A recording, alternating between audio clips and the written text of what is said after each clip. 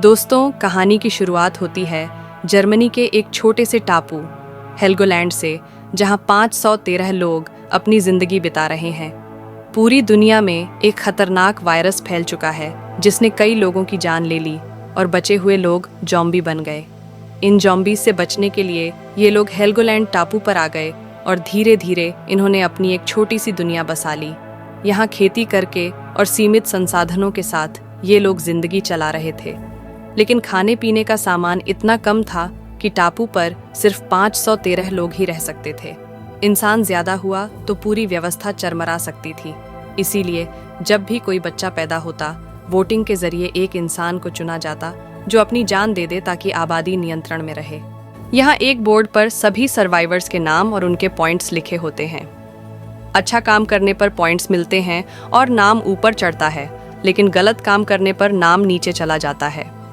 टापू को मैनेज करने के लिए एक काउंसिल कमेटी है जिसकी लीडर बिएट्रिस नाम की एक महिला है।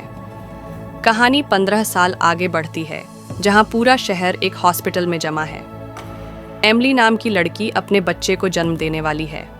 इस पूरे सीन को लोला नाम की एक रिपोर्टर अपने कैमरे में रिकॉर्ड कर रही है।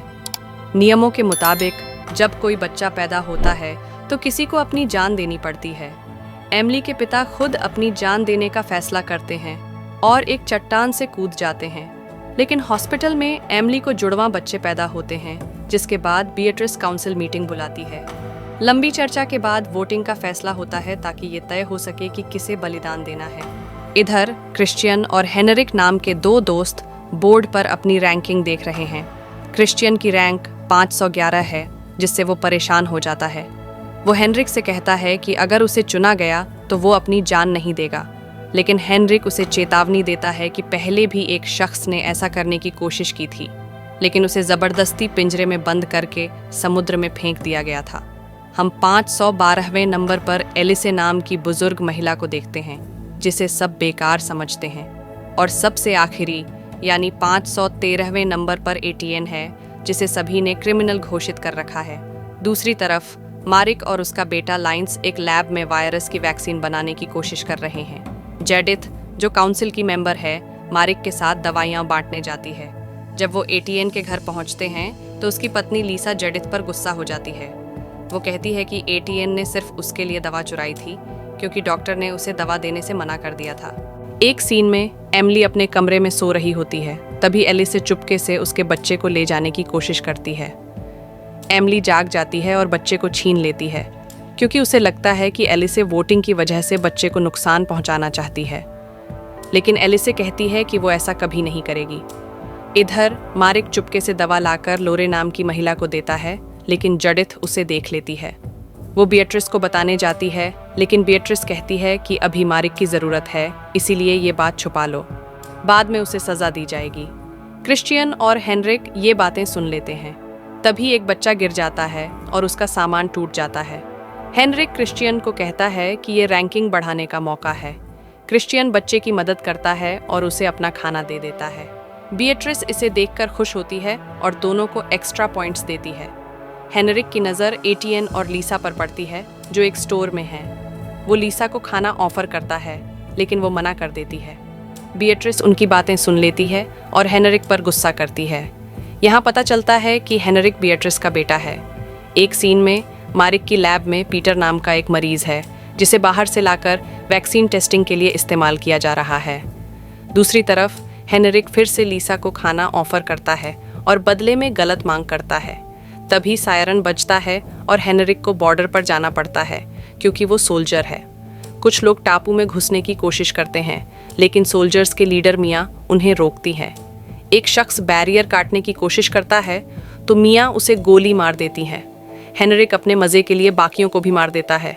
वोटिंग का दिन आता है और सब एटीएन के खिलाफ वोट करते हैं। लीसा ये बर्दाश्त नहीं करती और हॉल में चिल्लाकर कहती है कि एटीएन बेकसूर है। वो ये भी खुलासा करती है कि हेनरिक ने खाने के बदले उसके साथ गलत व्यवहार की बात की थी। ये सुनकर सभी महिलाएं हेनरिक के खिलाफ बोलती हैं। बिएट्रिस को मजबूरन हेनरिक को टापू से निकालना पड़ता है। लैब में पीटर की ज़्यादा टेस्टिंग की वजह से मौत हो जाती है। मारिक को बुरा लगता है और वो उसकी बॉडी जलाने के बाद घर लौटता है। लाइंस मिया की टीम के साथ मेनलैंड जाने की जिद करता है, लेकिन मारिक मना करता है। फिर भी लाइंस अगले दिन सोल्जर्स के साथ बायोसॉट पहनकर बोट पर चला जाता है। हेनरिक भी उनके साथ है, जिसे सज़ा के तौर पर मेनलैंड छोड़ा जा रहा है। मेनलैंड पर एक सोल्जर हेनरिक को बोट से उतरने को कहता है, लेकिन वो मना करता है। हंस नाम का सोल्जर उसे मुक्का मारता है, क्योंकि हेनरिक ने उसकी बहन के साथ गलत किया था। हेनरिक वहाँ से भाग जाता है। टापू पर बिएट्रिस पानी के मीटर ठीक करने के लिए चीफ इंजीनियर से मिलती है। उसकी कर्मचारी की नज़र एक रेडियो पर पड़ती है, जो टापू पर गैरकानूनी है। इंजीनियर अपनी पत्नी को टापू पर लाने की गुजारिश करता है, लेकिन बिएट्रिस मना कर देती है। मेनलैंड पर सोल्जर्स की मुलाकात अर्ल से होती है, जो उन्हें दवाइयाँ और 2 बड़े बॉक्स देता है। लाइंस, जो बोट पर इंतज़ार कर रहा था, बोर होकर आसपास घूमने जाता है। वहाँ उसकी मुलाकात मॉजिक से होती है, जो उसे दवाइयाँ दिखाता है और कहता है कि अगर लाइंस उसे और उसके दोस्तों को टापू पर ले जाए तो वो उसे और दवाइयाँ देगा। लाइंस डर कर भाग जाता है। सोल्जर्स बोट पर लौटते हैं, लेकिन लाइंस गायब है। जैसे ही वो उसे ढूंढने की सोचते हैं, कुछ लोग उनकी तरफ आते हैं। सोल्जर्स जल्दी से बोट लेकर निकल जाते हैं। लाइनस भागते हुए बोट पर कूद जाता है, लेकिन मॉजिक भी पीछे आता है। सोल्जर्स उसे गोली मार देते हैं। लाइनस का बायोसॉट फट जाता है, जिससे सोल्जर्स को लगता है कि वो इन्फेक्टेड हो सकता है। उसे इंजेक्शन देकर बेहोश कर टापू पर क्वारंटाइन में रखा जाता है। मारिक लाइंस से मिलता है, जो उसे मॉजिक की दी हुई दवा दिखाता है। मारिक टेस्ट करके पाता है कि ये असली वैक्सीन है। वो बिएट्रिस से सोल्जर्स को फिर से मेनलैंड भेजने की बात करता है, लेकिन बिएट्रिस मना कर देती है। मेनलैंड पर अर्ल के गार्ड्स को मॉजिक की लाश और दवा की बोतल मिलती है। अर्ल और दवाइयाँ ढूंढने का ऑन ऑर्डर देता है। हेनरिक को वेल्मा नाम की महिला मिलती है, जो लोगों की मदद करती है। हेनरिक उसे चालाकी से फंसाता है और रात में उसकी हत्या कर उसका सामान लेकर भाग जाता है। बिएट्रिस लीसा को जॉब ऑफर करती है कि अगर वो शहर की जानकारी दे तो उसे और एटीएन को बेहतर जिंदगी मिलेगी। लीसा मान जाती है, लेकिन ये बिएट्रिस का एक प्लान है। लैब में जेडिथ को अर्ल के बॉक्सेस में 2 लोग कैद मिलते हैं।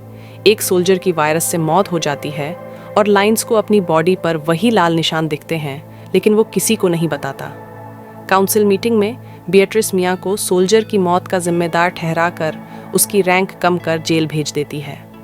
लोला की बेटी फियोना खांसने लगती है, जिससे सबको लगता है कि वो इन्फेक्टेड है। लेकिन फियोना प्रेग्नेंट है और उसकी शादी नहीं हुई, इसलिए उसका बच्चा गैर कानूनी माना जाएगा। टॉम उसे सपोर्ट करने का वादा करता है। लैब में मारिक और जेनियला वैक्सीन बनाने की कोशिश करते हैं। जेनियला बताती है कि वो सर्जन नहीं है, सिर्फ किताबों से पढ़ा है। वो ये भी कहती है कि उसे लाइंस के इन्फेक्टेड होने का पता है। जेडिथ उनकी बातें सुन लेती है और लाइंस की सच्चाई सबको बताने की धमकी देती है।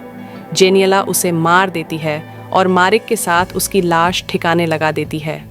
फियोना का मिसकैरेज हो जाता है और उसकी माँ मारिक से इसे छुपाने को कहती है। बिएट्रिस को लैब में जेडिथ का टूटा दांत मिलता है। वो मारिक पर शक करती है, लेकिन मारिक कहता है कि बिएट्रिस उसे कुछ नहीं कर सकती, क्योंकि उसे उसकी ज़रूरत है। बिएट्रिस जेडिथ की मौत का इल्ज़ाम इंजीनियर पर डाल देती है। एटीएन को विंड मिल में नई जॉब मिलती है। उसे एक शराब की बोतल मिलती है, जो वो अपने बॉस को दे देता है। बॉस नशे में काम करते हुए गिर जाता है और उसका पैर टूट जाता है। इंजीनियर गुस्से में विंड मिल की मशीनें तोड़ देता है। बॉस को लगता है कि एटीएन ने जानबूझकर उसे शराब दी। इंजीनियर को सज़ा के तौर पर समुद्र में फेंक दिया जाता है। 15 साल पहले का फ्लैशबैक दिखाया जाता है, जहां बिएट्रिस सुपरमार्केट और फार्मेसी पर कब्जा कर लेती है। लोला उसे लीडर के तौर पर प्रेजेंट करती है। मारिक को बिएट्रिस ऑफर देती है कि वो अपनी मर्जी से दवाइयाँ बना सकता है, लेकिन उसके खिलाफ नहीं जाएगा। मेयर बिएट्रिस को अरेस्ट करने की कोशिश करता है, लेकिन वो उसे फंसा देती है। मारिक की पत्नी को मेनलैंड पर गुंडे मार देते हैं। बिएट्रिस आबादी को 513 तक सीमित करने के लिए कई लोगों को वायरस का इंजेक्शन लगवाती है या बाहर निकाल देती है। वर्तमान में लाइंस की मौत हो जाती है। मारिक अपनी सच्चाई रिकॉर्ड करता है, लेकिन जेनियला, जो अर्ल की गैंग मेंबर है, टेप पर गोली चला देती है। अर्ल अपनी प्लानिंग शुरू करता है और सीरीज़ यहीं ख़त्म होती है। तो दोस्तों, आपको ये सीरीज़ कैसी लगी कमेंट में ज़रूर बताइए। वीडियो को लाइक और शेयर करें और हमारे चैनल फिल्म एडिक्ट को सब्सक्राइब करें। बेल आइकन दबाएं ताकि अगली वीडियो मिस ना हो। फिर मिलते हैं, तब तक बाय बाय, टेक केयर।